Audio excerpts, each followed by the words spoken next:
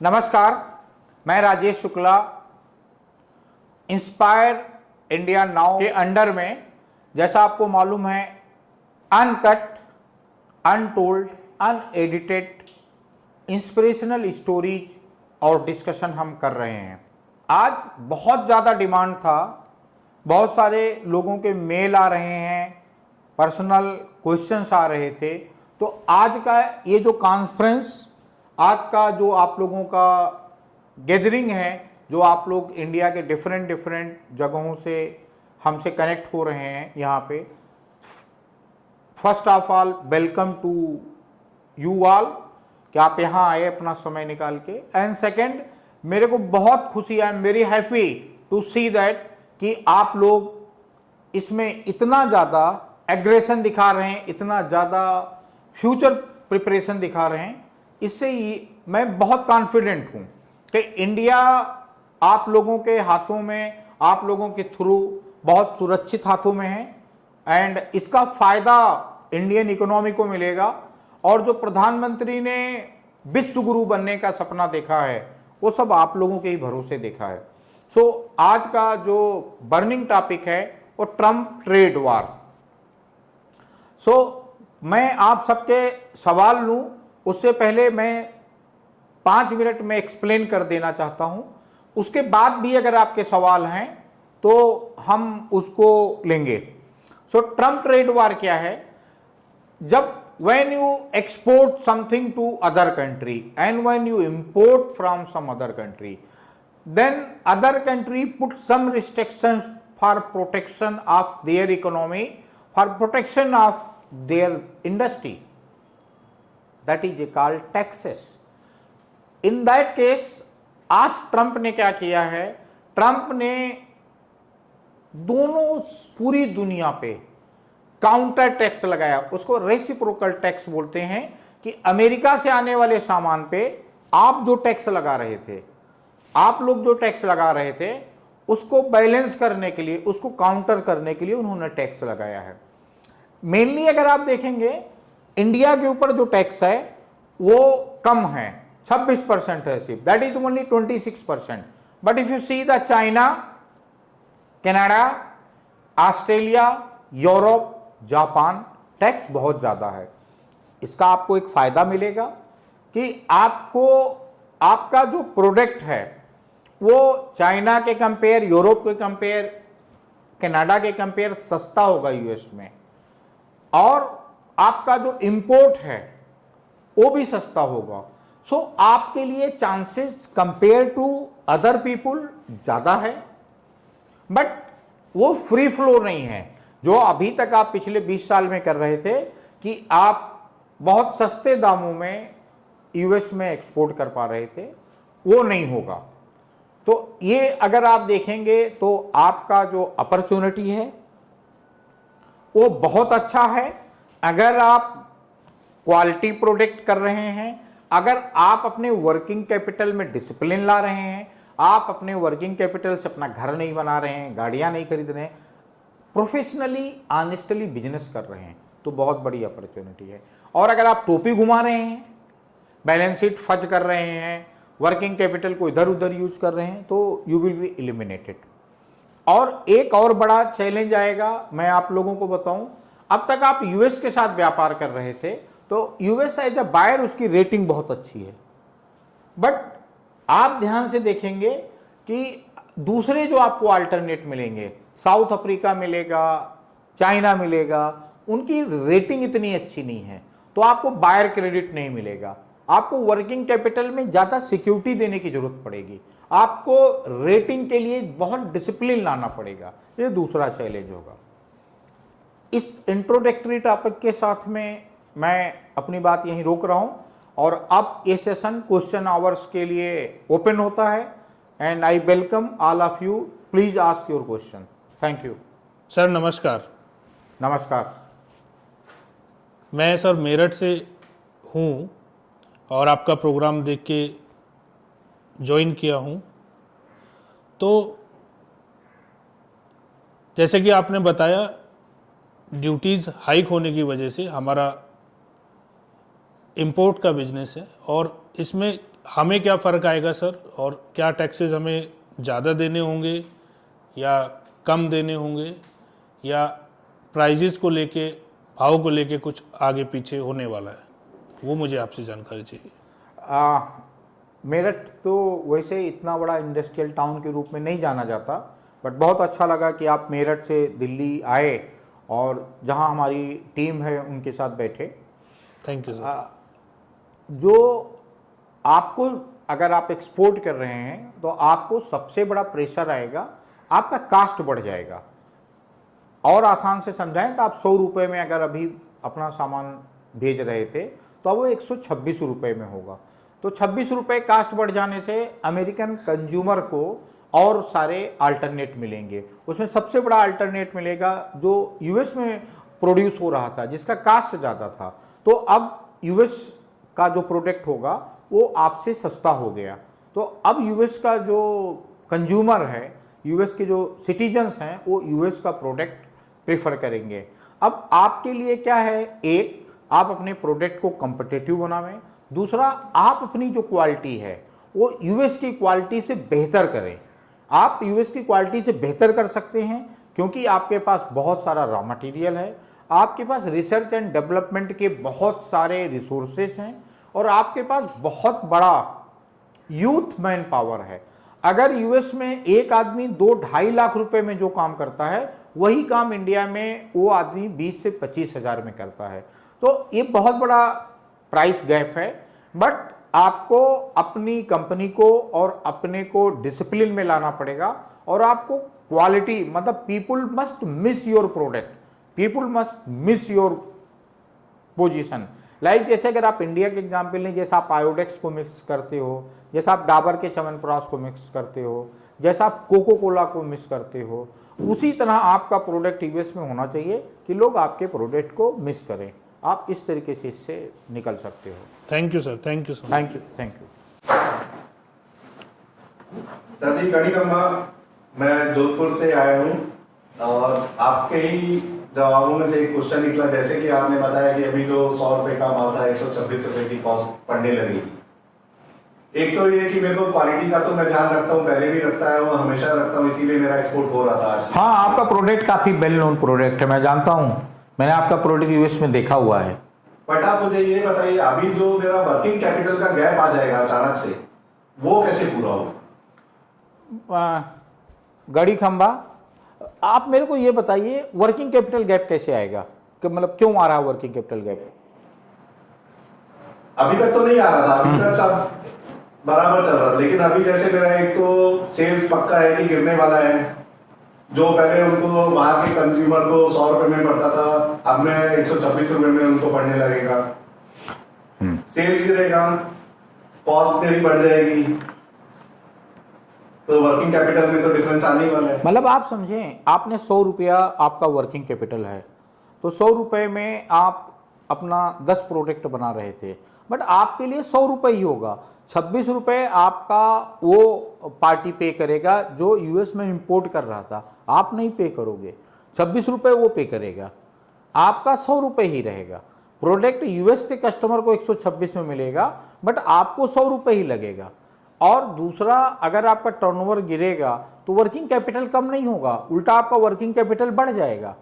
आपके पास 100 रुपए थे, 100 रुपए में अभी आप 400 ग्लास बेच रहे थे, अगर 350 ग्लास आ जाएगा तो आपके पास वर्किंग कैपिटल बढ़ेगा। एक्चुअल आपकी प्रॉब्लम आएगी कि आपको इस साल का वर्किंग कैपिटल 3 तरीके से मिलता है।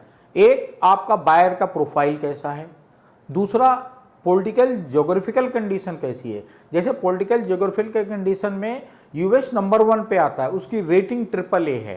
तो अगर आपका बायर यूएस का है और आपका प्रोडक्ट अच्छा है तो आपको बिना कोलेट्रल के पैसा मिल रहा था, अब वो नहीं मिलेगा, अब आपको कोलेट्रल देना पड़ेगा। तीसरा क्या करना पड़ेगा, अब आपको अपनी क्वालिटी इंप्रूव करनी पड़ेगी, क्योंकि जो यूएस का प्रोडक्ट था वो पहले आपसे 26% महंगा था। तो आपका जो प्रोडक्ट आप 100 रुपए में बेचते थे, यूएस वो प्रोडक्ट वहां 125 रुपए में बेचता था। अब जब उसने 26 रुपए आपके ऊपर पेनाल्टी लगा दिया या टैक्स लगा दिया, तो वो जो प्रोडक्ट होगा आपका यूएस में इंड कस्टमर को 126 में मिलेगा, जो तब वो कस्टमर आपका प्रोडक्ट लेने के बजाय यूएस का प्रोडक्ट लेगा। लेकिन अगर आपका क्वालिटी अच्छा है तो फिर वो आपका ही प्रोडक्ट लेगा, फिर वो यूएस का प्रोडक्ट नहीं लेगा। ये उन देशों के लिए चैलेंज है जिनके ऊपर यूएस ने 100% पेनाल्टी लगा दिया। आपके लिए इतना बड़ा चैलेंज नहीं है। एंड आप अपना अगर क्वालिटी ठीक करेंगे तो इंडियन जो मार्केट है अगर आप देखेंगे 26-27% से आपके प्रोडक्ट में जो, अगर आप सीजीआर देखेंगे 26-27% जो ग्रो कर रहा, आप कर सकते हैं, इतना कोई बड़ा चैलेंज नहीं है। और ये आपका एक एग्जामिनेशन है, आप जैसे जो प्रमोटर्स हैं उनके लिए एक एग्जामिनेशन है। आप लोग इसको बहुत बड़ा कर सकते हैं, मतलब ऐसा नहीं है कि इसको आप लोग इतना बड़ा नहीं कर सकते, इतना बड़ा चैलेंज नहीं है ये। Thank you. Thank you. नमस्ते सर, मेरा एक सवाल है, ट्रम्प वॉर की वजह से कंपनियां एनपीआई हो सकती है? हाँ, अगर आपका प्रोडक्ट खराब है और सिर्फ आप यूएस के भरोसे हैं तो आपका सेल्स गिर जाएगा। सेल्स गिर जाने के बाद आपका जो स्टॉक है वो डेड स्टॉक कन्वर्ट हो जाएगा और फिर आपको दूसरी मार्केट ढूंढने के लिए आपके पास फ्री वर्किंग कैपिटल होना चाहिए। दूसरी मार्केट का रजिस्ट्रेशन आपको कराना पड़ेगा, उसका इंश्योरेंस लेना पड़ेगा, वहाँ बायर ढूंढना पड़ेगा।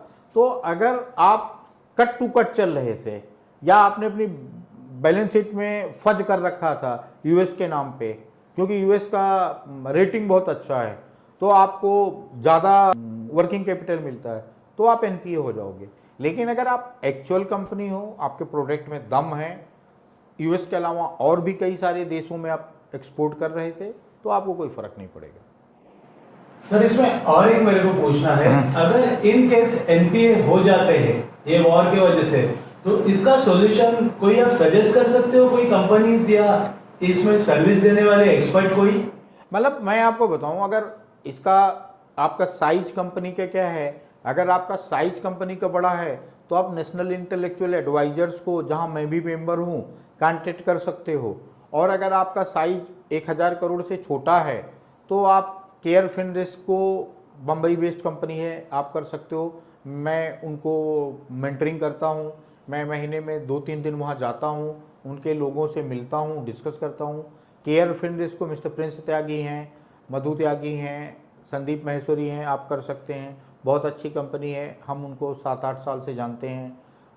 उसके बाद अगर आप बड़ी कंपनी है तो आप नेशनल इंटेलेक्चुअल एडवाइजर को कर सकते हो, डिलाइट को कर सकते हो, और अगर आप फॉक्स मंडल को कर सकते हो। डिपेंड करता है कि आपका साइज क्या है। बट मैं रिकमेंड करूंगा, सिंस मेरा इंटरेस्ट है, मैं नेशनल इंटेलेक्चुअल एडवाइजर का मेंबर हूं और वो फाउंडेशन है जिसका जो भी इनकम होता है उसमें से मैं भी 1 रुपये नहीं लेता हूं और बाकी भी जो मेंबर हैं वो नहीं लेते हैं। उन पैसों से हम आप जैसी कंपनीज को मेंटरिंग देते हैं और जो स्टार्टअप्स थे लाइक केयर फिनरिस्क है, जागो नारी है, एलबीएस एकेडमी है, उनको वर्किंग कैपिटल मिलता है, उनको ट्रेनिंग मिलता है। तो अगर आपका बड़ा प्रॉस्पेक्ट है तो आप Care FinRisk, Venture Studio Capital, LBS और नेशनल इंटेलेक्चुअल एडवाइजर को ले सकते हो। Thank you sir. Thank you, thank you. नमस्कार सर। नमस्कार सर, मेरा एक सवाल है, जो भी कंपनीज अभी आईपीओ के लॉन्च की तैयारी कर रही है लास्ट 2-3 इयर्स से, तो और आज की सिचुएशन और कंडीशन मार्केट देखते हुए, तो क्या उनको आगे बढ़ना चाहिए और आईपीओ लेके आना चाहिए या अभी उनको होल्ड करना चाहिए? डिपेंड करता है कि आपका कंपनी क्या करता है। दूसरा ये कि आपकी कंपनी का बेस एक्सेप्टेंस कितना है। अगर आप ऐसा कोई प्रोडक्ट बनाते हो जिसका बहुत वाइड एक्सेप्टेंस है और आपके इनबिल्ट इन्वेस्टर्स हैं, तो आपको आईपीओ लाना चाहिए, आपके लिए बहुत अच्छा है। क्योंकि इस समय बाजार बहुत ख़राब है। अगर आप देखेंगे तो मार्केट इज टेस्टिंग ऑन 22,200-300, जो पिछले 5 सालों में सबसे कम है मार्केट। हम बोलेंगे 6 सालों में सबसे कम है। अगर आपके प्रोडक्ट में दम है तो ये बहुत अच्छा मार्केट है आपके लिए। बट अगर आप मीडियोकर हो और आपने ये फर्स्ट अपॉर्चुनिटी के रूप में देखा था, तो आपको होल्ड करना चाहिए, क्योंकि बाजार का सेंटीमेंट बहुत नेगेटिव है, बाजार बहुत डरा हुआ है, बाजार सोना खरीद रहा, गोल्ड खरीद रहा, और जो मार्केट गोल्ड खरीदे, ये समझ लीजिए मार्केट बहुत डरा हुआ है। तो डरा हुआ मार्केट में अगर आप कमज़ोर हैं, जैसे होता ना कोविड है तो घर से ना निकलें, अगर आप 5 साल से छोटे बच्चे हैं, सांस की प्रॉब्लम है, हार्ट का प्रॉब्लम है, या 60 साल से ऊपर हैं, लेकिन आप तगड़े 40 साल के हैं, तो आप बाहर ही ना निकलें, बाकी दूसरों की भी मदद करें। तो वो डिपेंड करने का है कि अगर आपकी कंपनी अच्छी है, फंडामेंटल अच्छे हैं, कंपनी का प्रोडक्ट बहुत एक्सेप्टेंस कर रहा है, इसका मतलब है आपकी कंपनी में आप में बिलीव करने वाले लोग हैं, तो फिर आपको आईपीओ लाना चाहिए। बहुत अच्छा, आपका आईपीओ देश को भी हेल्प करेगा, आपकी कंपनी को भी हेल्प करेगा, सेंटीमेंट को भी हेल्प करेगा। और ये आप प्रोफेशनल्स के साथ बैठ के, लाइक वेंचर स्टूडियो कैपिटल के प्रोफेशनल के साथ बैठ के, केयर फिंडिस के प्रोफेशनल के साथ बैठ के, चाणक्य सेना के प्रोफेशनल के साथ बैठ के, या जागो नारी एनजीओ है, फाउंडेशन है, उनमें बहुत सारे कंपनी सेक्रेटरी, एक्स बैंकर और चार्टर्ड अकाउंटेंट्स हैं, उनके साथ बैठ के, या आप वन मोर चांस के साथ बैठ के, ये 7-8 कंपनी हैं जो आपको एडवाइज कर सकते हैं कि आपको आगे क्या करना चाहिए। And they are all professional, fees based company है, तो बहुत ज़्यादा फास्ट दे डिलीवर यू। तो ये सिचुएशन सर कब तक ऐसी रहेगी, मतलब साल लगेगा, 2 साल लगेगा, या काफ़ी लंबे टाइम तक ये चल सकती है? ये अभी तो शुरू हुआ है, अभी ये प्रेडिक्शन करना कि कब तक चलेगा वो इतना आसान नहीं है, बट ये अभी जस्ट शुरू हुआ है। बट ये आप ध्यान रखें कि India will not just survive the trade war, it will thrive. मतलब हम इसमें सिर्फ तैरेंगे ही नहीं, इसमें विश्व चैंपियन बन के उतरेंगे। एंड दूसरा, सारी दुनिया के सारे वार इंक्लूडिंग वर्ल्ड वार टेम्परेरी होते हैं, बस कुछ छोटा होता है, कुछ थोड़ा लंबा होता है, बट आदि अनादि तक कभी नहीं चलता। आदि अनादि तक हमेशा शांति चलती है, व्यापार चलता है और जिंदगी चलती है। तो आपको ये मानना पड़ेगा ऑल वार आर टेम्परेरी, कुछ छोटा चलता है, कुछ लंबा चलता है, बस मजबूती से आप पकड़ के रखो। तो जैसा कि हमने कोविड में भी देखा सर कि हमारे जो प्राइम मिनिस्टर मिस्टर मोदी हैं, उन्होंने एक स्लोगन बोला था, आपदा में अवसर। तो जैसे कि ये आपदा हम लोग देख ही रहे हैं और पूरा दुनिया और देश देख रही है, तो इस आपदा में क्या ऐसे अवसर हैं जिन पे हमें ध्यान देना चाहिए और उनकी साथ में आगे बढ़ना चाहिए? मतलब आपने एकदम सही वर्ड लिया, आपदा में अवसर। जब भी तकलीफ आती है तब आपके जो सारे ऑप्शन से ओपन हो जाते हैं। वो बोला ना, when the one door close many door open. So आपदा आई है तो इसमें मैनी अवसर आए हैं, लाइक यूरोप ओपन हो रहा, ऑस्ट्रेलिया ओपन हो रहा, चाइना ओपन हो रहा, साउथ अफ्रीका ओपन हो रहा। एंड दूसरा, America need India more than India need America. क्या बोला मैंने? India need America more than what India need America. And second क्या बोला आपको? If one door close many door open.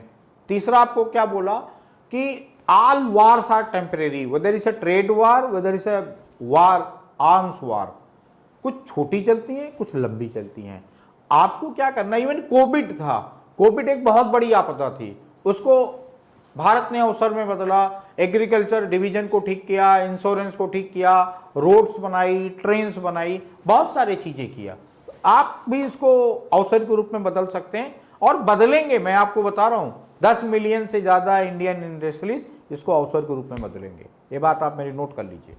But sir, वो अपॉर्चुनिटीज़ किस किस सेक्टर में सबसे ज़्यादा होने वाली? जैसे कोविड में हेल्थ केयर बढ़ा, रोड इंफ्रास्ट्रक्चर बढ़ा और फार्मास्यूटिकल बढ़ा।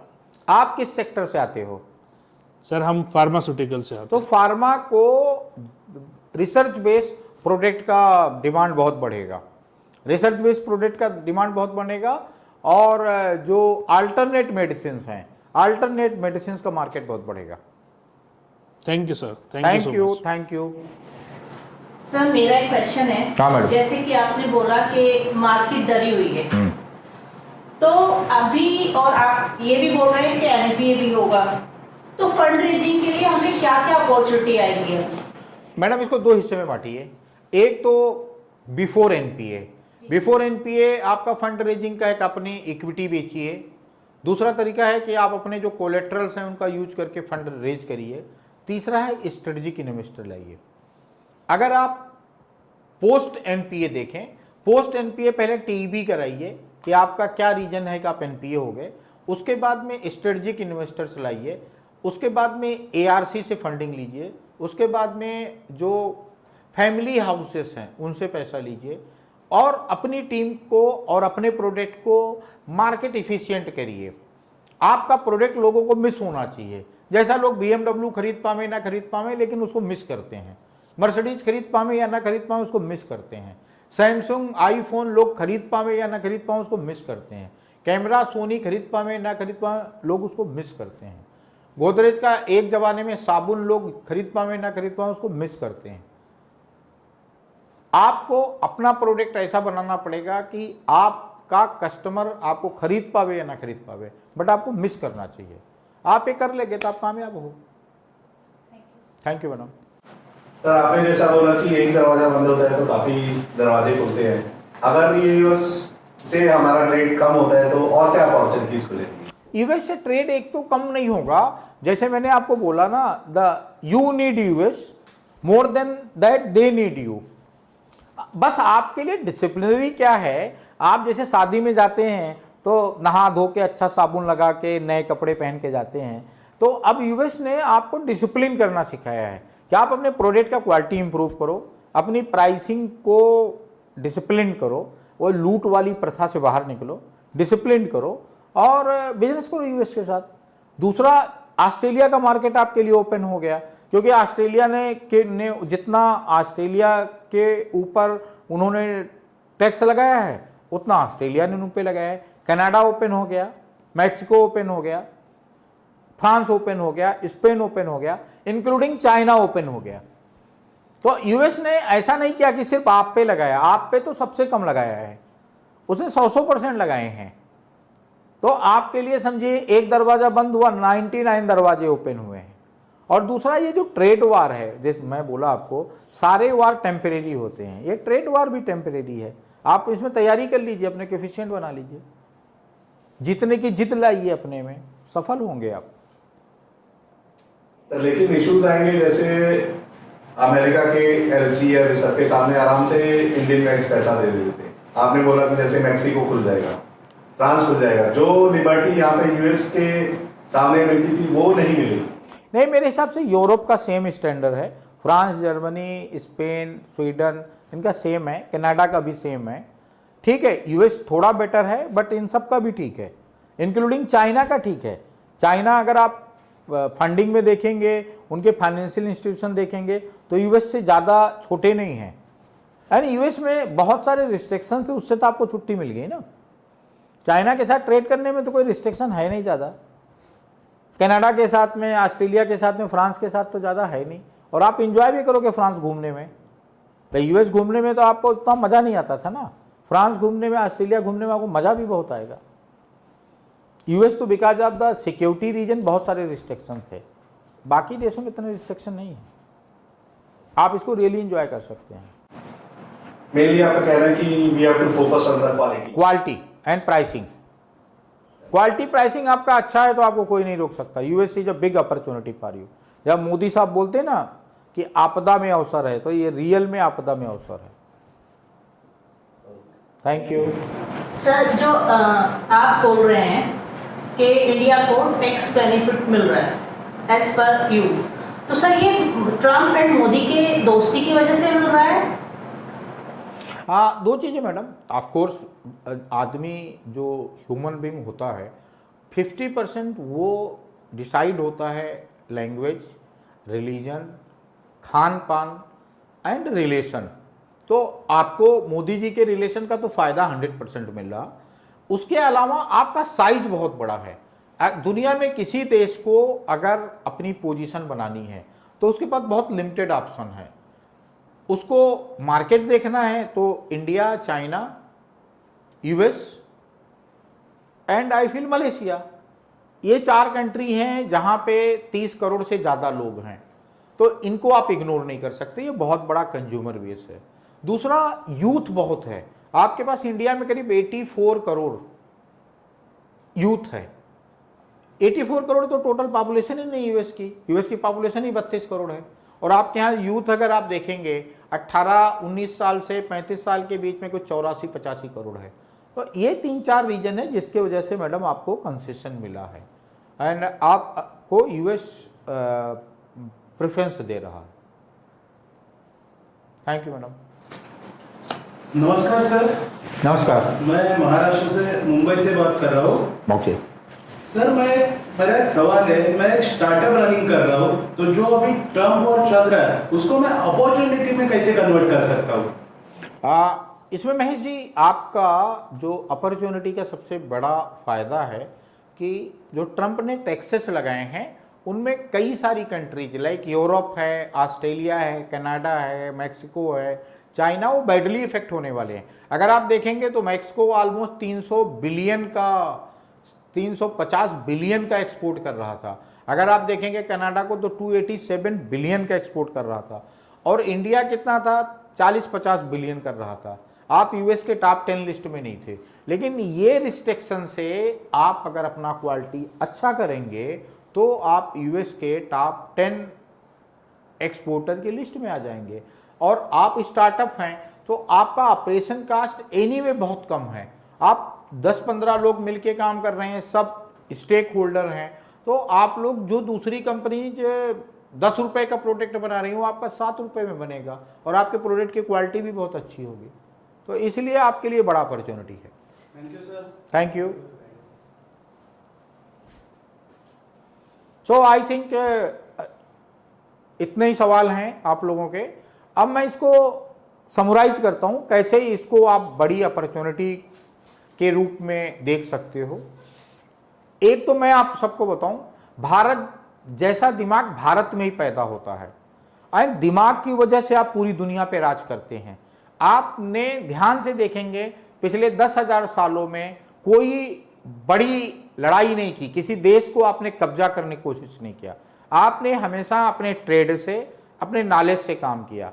दूसरा हम आपको बताएं, आप अगर दुनिया के 10 बड़े लोग देखोगे या 10 बड़े सीईओ देखोगे तो उसमें आपको सुंदर पिचाई दिखेंगे, सत्य नाडेला दिखेंगे, अरविंद कृष्णा दिखेंगे, और अगर आप देखोगे लीना नायर दिखेंगी जो इस समय चैनल की सीईओ हैं, ग्लोब सीईओ हैं। अगर आप अजय बंगा देखेंगे, इस समय वो प्रेसिडेंट हैं वर्ल्ड बैंक के।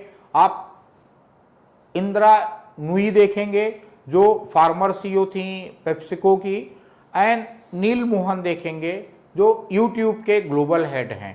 सो ये सब आपकी बड़ी रिकग्निशन है दुनिया में, और ये आपका एजुकेशनल टफनेस, आईक्यू एंड दुनिया को मुट्ठी में करने की चाहत है, जिद है। इसलिए आपको ऐसा कुछ नहीं है कि जो आपको इतना करेगा। एंड अगर आप देखेंगे पिछले 30 सालों में ऐसे बहुत सारे, गेट आया, गेट से पहले चाइना आया, चाइना से पहले कुछ हुआ, तो एक लाइन है कि कुछ तो है कि हस्ती मिटती नहीं हमारी। तो आपको बजाय चिंता करने के इसको अपॉर्चुनिटी में बदलना चाहिए और ये सोचना चाहिए जो होता है वो होने दो, ये पौरसहीन कथन है। जो हम चाहेंगे वो होगा, इन शब्दों में जीवन है, इन शब्दों में बिजनेस है। जय Hind. Thank you very much.